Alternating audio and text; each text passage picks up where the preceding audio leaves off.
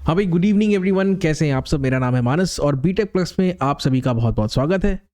Higher engineering mathematics की हमारी series चल रही है। Chapter number 1 solution of equations. इसके दूसरे एक्सरसाइज में भी बहुत सारे सवाल हैं और उसमें लगता है कॉन्सेप्ट ट्रांसफॉर्मेशन ऑफ इक्वेशंस का। मतलब इक्वेशन का आप रूप बदल रहे हो, कैसे रूप बदल सकते हैं सर, कौन कौन सी परिस्थितियां होती हैं। तो सबसे पहले तो इन सब के साथ आपका परिचय करवा देता हूं और उसके बाद हम सवाल बनाएंगे। ठीक है, ये जो सवाल रहेंगे ये BS ग्रेवाल की किताब से लिए गए हैं। अनसॉल्व क्वेश्चंस है, दूसरी एक्सरसाइज चैप्टर 1 का। ठीक है, कुछ सवाल तो आज डिस्कस कर लेंगे हम और जितने बच जाएंगे उन सबके सेपरेट वीडियोस में बना करके चैनल में डाल दूंगा। लेकिन आप सभी से मेरा रिक्वेस्ट ये है कि आप सबसे पहले इस चैनल को सब्सक्राइब करें, अपने दोस्तों के साथ शेयर करें and do press the bell icon, set all notifications on. जब भी मैं वीडियो डालूं आपके पास नोटिफिकेशन चला जाए। हाँ सर, समझाइए। मान लीजिए बच्चों, आपके पास है गिवन इक्वेशन, वो होता है ना f of x is equal to 0, इस रूप में एक गिवन इक्वेशन है और उस गिवन इक्वेशन के रूट्स हैं अल्फा, बीटा और गामा।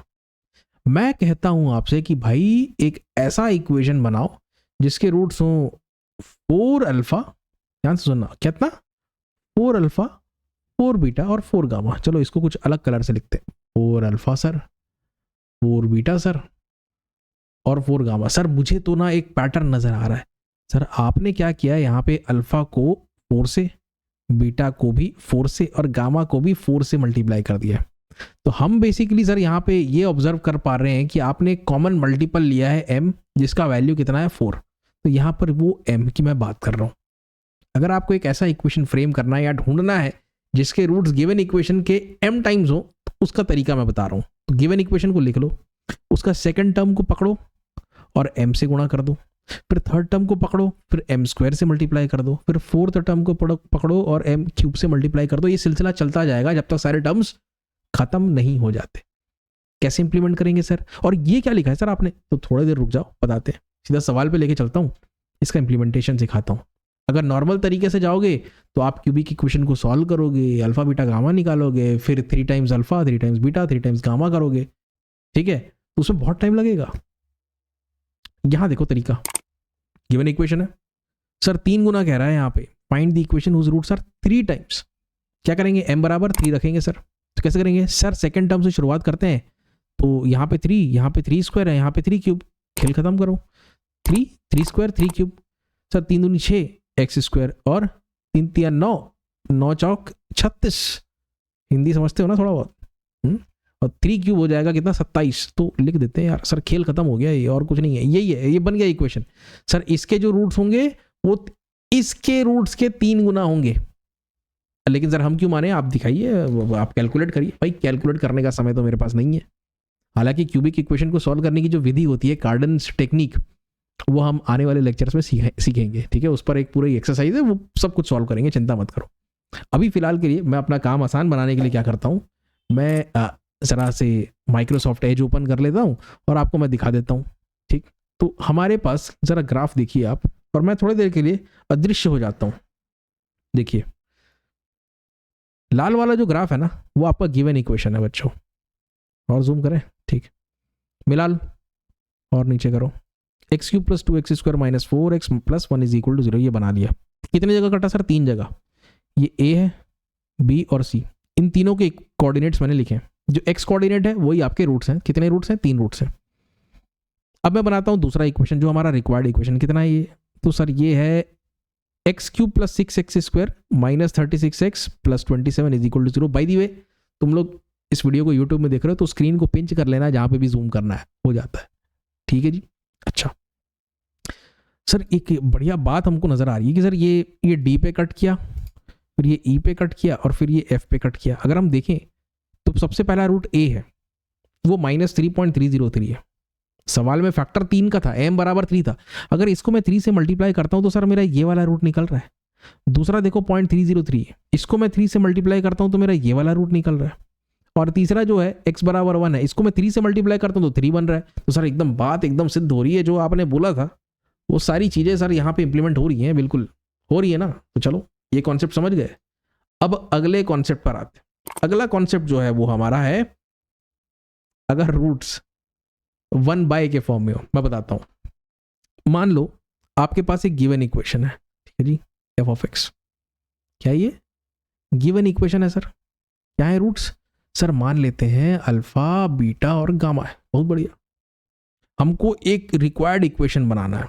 मैं तुमसे कहता हूं एक इक्वेशन नया बनाओ यार, जिसके रूट्स ना गिवन इक्वेशन के रेसिप्रोकल्स हो। तो क्या करोगे? 1 बाय गामा। सर पहले अल्फा बीटा गामा ढूंढेंगे, फिर दोनों को तीनों को उल्टा करेंगे, फिर x minus 1 by alpha, x minus 1 by beta. मेरे भाई ऐसा अगर करने जाओगे ना बहुत समय लग जाएगा। इतना समय ना है किसी के पास। इक्वेशन ही तो बनाना है, तो रूट्स क्यों कैलकुलेट कर रहे हो बीच में? सीधा इक्वेशन बनाओ, x को बदल दो 1 बाय एक्स में, काम खत्म हो जाएगा। कैसे सर? करके दिखाइए जरा। तो चलो करके दिखाते हैं आपको। दूसरा एग्जांपल देखिए, ये है आपका गिवन इक्वेशन, और इस गिवन इक्वेशन का आपको क्या बनाना है? एक ऐसे इक्वेशन को बनाना है जिसके रूट्स रेसिप्रोकल हो। तो लिख देते हैं गिवन इक्वेशन, ठीक। रेसिप्रोकल के लिए क्या फंडा लगाओगे सर? x को 1 बाय एक्स कर देंगे हम। चलो जगह बनाते हैं, 1 by x, 1 by x, 1 by x. जहां जहां x है वहां पे 1 बाय एक्स रख दो आप। बस थोड़ा सिंप्लीफाई कर लो यार, तुम लोग समझदार हो, ठीक है। अब ये सब, अब मैं क्या ही समझाऊं यार। ये सब एलसीएम लोगे x पावर 5 आ जाएगा, फिर 2 + 4x स्क्वायर, फिर 13x क्यूब, ऐसा बनते जाएगा यार। और क्या है बताओ? ये माइनस है तो दोनों तरफ माइनस से मल्टीप्लाई कर दो, x पावर 5 को राइट में ले जाओ। क्या है, जो हाईएस्ट पावर है उसको थोड़ा सम्मान के साथ लिखना है ना, ठीक। फिर हाईएस्ट से फिर लोएस्ट पावर करते जाओ, उसी क्रम में अब लिखते जाओ, खत्म। ये बन गया यार हमारा इक्वेशन। तो दो चीजें अब आपने सीख ली, m टाइम्स वाला भी समझ गया, आप रेसिप्रोकल वाला भी समझ गए। एक और सवाल बनाते हैं, चलो। ये बढ़िया है, ये दोनों का कॉम्बिनेशन है। डबल ट्रांसफॉर्मेशन लगाना है। ऐसा क्यों कर रहा हूं? तो जरा सवाल को पढ़ते हैं हम।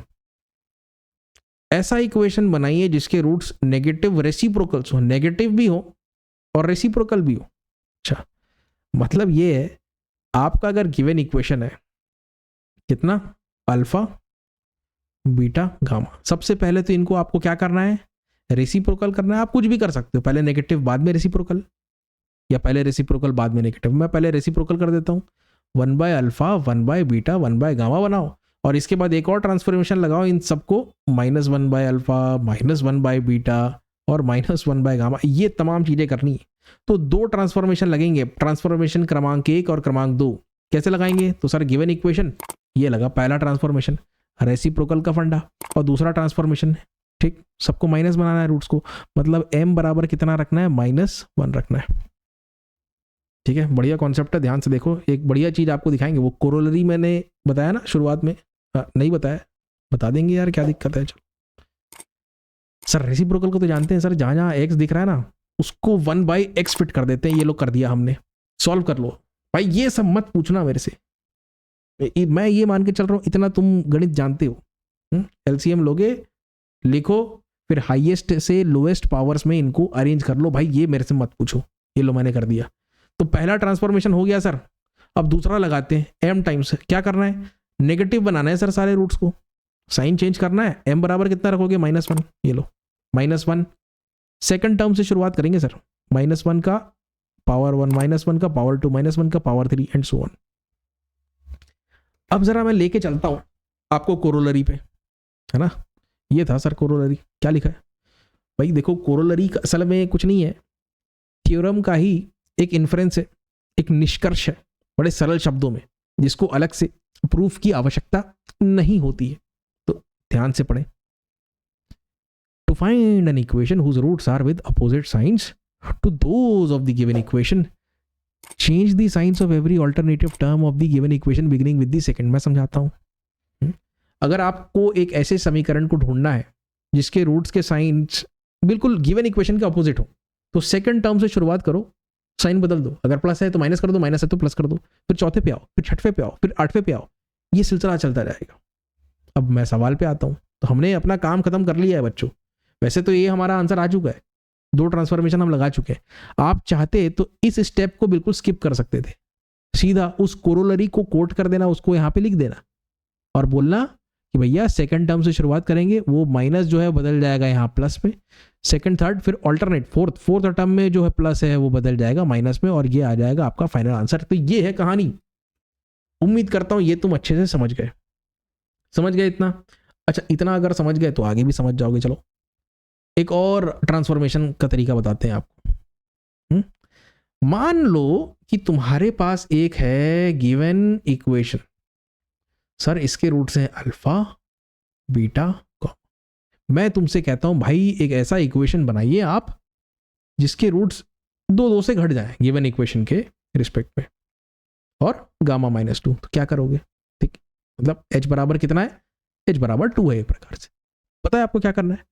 आपको इस गिवन इक्वेशन को मतलब f ऑफ x को सीधा x -2 मतलब x -h से डिवाइड करना है। डिवाइड तो वो होगा नहीं क्योंकि वो रूट नहीं है उसका, तो जो रिमाइंडर्स बचेंगे उनको आपको सही क्रम में जमाना है। तो सर कंफ्यूजन हो रहा है, ये हवा में बात कर रहे हैं आप, ऐसा नहीं चलेगा, आप सीधा एग्जाम्पल के माध्यम से बताइए। ठीक, क्या करना है? डिवाइड करना है। तो देखो ये प्रॉब्लम 5 के 3 पार्ट्स हैं, तीनों पार्ट को हम सॉल्व नहीं करने वाले आज की वीडियो में, सिर्फ सेकंड पार्ट पे आऊंगा, फर्स्ट सेकंड इसको सॉल्व करके दिखाएंगे। बाकी जो 2 पार्ट्स बच गए उनके इंडिविजुअल वीडियोस बनेंगे, वो भी चैनल पे लग जाएंगे, चिंता मत करो। ठीक है जी, यहाँ पे आते हैं, पकड़ो। ये है सर आपका given equation alpha beta gamma. कितना सर? 3 से कम करना है, तो अल्फा माइनस बीटा नहीं अल्फा -3 बीटा -3 गामा -3 हमें करना है। क्या होगा सर? इक्वेशन ढूंढना है। तो मैंने कहा ना, इसको जो है x -3, इसको x -3 लिख सकते हो, डिवाइड कर दो, कर देते हैं। जो रिमाइंडर्स बचेंगे आपको उनको सही क्रम में जमाना है। कैसे जमाना है? वीडियो को देखते रहो, मैं एंड में सब बताने वाला हूं, चिंता मत करो। कोफिशिएंट देखो सर, 1 1 -3 -1 +2, तो लो लिख दो। देखा किससे डिवाइड करना है सर? 3 से डिवाइड करना है। चलो करते जाओ, 1 को नीचे लाओ, 3 एकम 3, 3 एक 4, 4 तिया 12, 12 -3 9, 3 27, 26, 26 × 3 78 +2 80। ये पहला रिमाइंडर आ गया मेरे भाई। डिवाइड हुआ क्या? अगर डिवाइड हो जाता एग्जैक्टली तो यहाँ 0 नहीं आ जाता। समझ में आया? ये चीज है। फिर से नीचे लाओ, 3 एकम 3 7, 7 3 21 +9 30, 33 90, 90 + 26 116। अच्छा सर, ये एक और रिमाइंडर आ गया हमारे पास। ठीक है, एक रिमाइंडर जैसे यहाँ आया, दूसरा यहाँ आएगा, तीसरा यहाँ आएगा, चौथा यहाँ आएगा, पांचवा यहाँ आएगा, खेल खत्म हो जाएगा भाई।